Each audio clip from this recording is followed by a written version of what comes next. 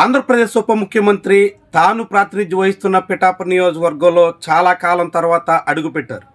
కానీ ఆయన అక్కడికి వెళ్ళి ఆయనతో పాటుగా కొంతమంది టీవీ ప్రముఖుల్ని, ఇతర మంత్రుల్ని తీసుకెళ్ళి సంక్రాంతి సంబరాలు ప్రారంభించారే కానీ పిఠాపురం నుంచి ప్రాతినిధ్యం వహిస్తున్న కాకినాడ ఎంపీ తంగెళ్ల ఉదయ శ్రీనివాస్ ముఖం చూపించలేదు. ఎంపీ లేకుండా కాకినాడ నియోజకవర్గం పరిధిలో ఇంత పెద్ద కార్యక్రమం జరగడం అందరినీ ఆశ్చర్యానికి గురి చేస్తుంది. తంగెళ్ల ఉదయ శ్రీనివాస్ కావాలని తన పార్టీ అధినేత కార్యక్రమానికి డుమ్మా కొట్టేశారా, లేకుంటే పవన్ కళ్యాణ్ తన పార్టీకే చెందిన ఎంపీని దూరం పెట్టేశారా? ఈ రెంట్లో ఏం జరిగింది అన్నది ఆసక్తికరంగా మారుతోంది. తంగెళ్ల ఉదయ శ్రీనివాస్ 2024 అసెంబ్లీ ఎన్నికలకు కొద్ది నెలల ముందు రాజకీయ ఆరంగేట్రం చేశారు. అంతకుముందు వరకు ఆయన టీ టైము ఇతర వ్యవహారాలన్నీ నడిపారు, ఫైనాన్షియల్గా సెటిల్ అయ్యారు.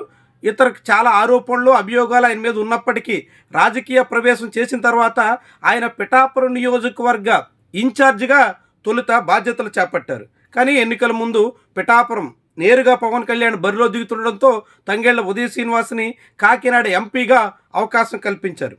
అలాంటి ఉదయ శ్రీనివాస్ కాకినాడలో ఎంపీగా గెలిచిన తర్వాత నియోజకవర్గ అభివృద్ధి విషయంలో పెద్దగా ప్రాధాన్యత ఇవ్వట్లేదు అనే పేరుంది.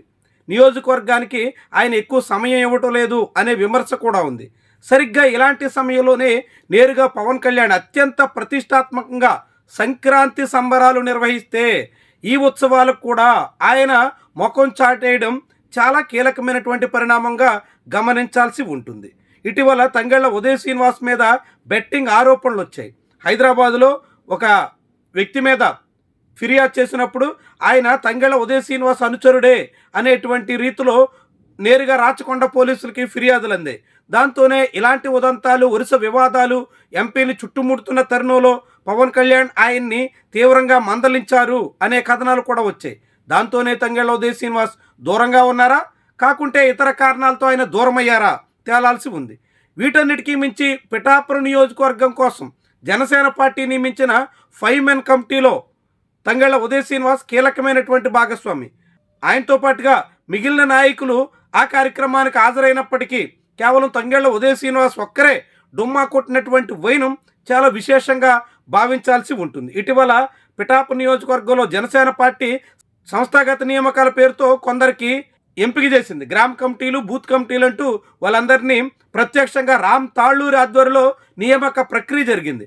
ఆ విషయంలో తంగెళ్ల ఉదయ శ్రీనివాస్ వ్యవహరించిన తీరుతో పవన్ కళ్యాణ్ ఆగ్రహించారని, దాంతో తంగెళ్ల ఉదయ శ్రీనివాస్కి వార్నింగ్ ఇచ్చారని, దీంతోనే కినుకు వహించిన తంగెళ్ల ఉదయ శ్రీనివాస్ ఈరోజు పిఠాపురంలో జరిగినటువంటి కార్యక్రమానికి దూరంగా ఉన్నారని ప్రచారం కూడా సాగుతోంది. కారణాలు ఏదైనా పిఠాపురంలో ప్రతిష్టాత్మకంగా రాష్ట్ర కేబినెట్లో 4 మంత్రులు వచ్చి కార్యక్రమం నిర్వహిస్తుంటే దానికి అక్కడి నుంచి ప్రాతినిధ్యం వహిస్తున్నటువంటి ఎంపీ మాత్రం దూరం కావడం, ముఖం చాటేయడం చాలా విచిత్రంగా కనిపిస్తోంది, విస్మయకరంగా మారుతోంది. జనసేన రాజకీయాల్లో ఏం జరుగుతోంది అనే చర్చకి ఆస్కారం ఇస్తోంది. ఉదయ శ్రీనివాస్కి పవన్ కళ్యాణ్కి మధ్య గ్యాప్ పెరగడానికి ఇలాంటివన్నీ దోహదం చేసే అవకాశం ఉంది. మరి దీన్ని జనసేన పార్టీ నాయకత్వం ఎట్లా చూస్తుంది, ఏ రీతిన ఈ వ్యవహారాన్ని సరి చేసుకుంటుంది? పిఠాపురంలోనే జనసేన పార్టీలోని విభేదాలు బయటపడితే ఇక రాష్ట్ర వ్యాప్తంగా ఆ పార్టీలో వైరుధ్యాలు ఇంకెంత బయటపడతాయో అనే చర్చకు కూడా ఈ పరిణామాలు ఆస్కారం ఇస్తుంది.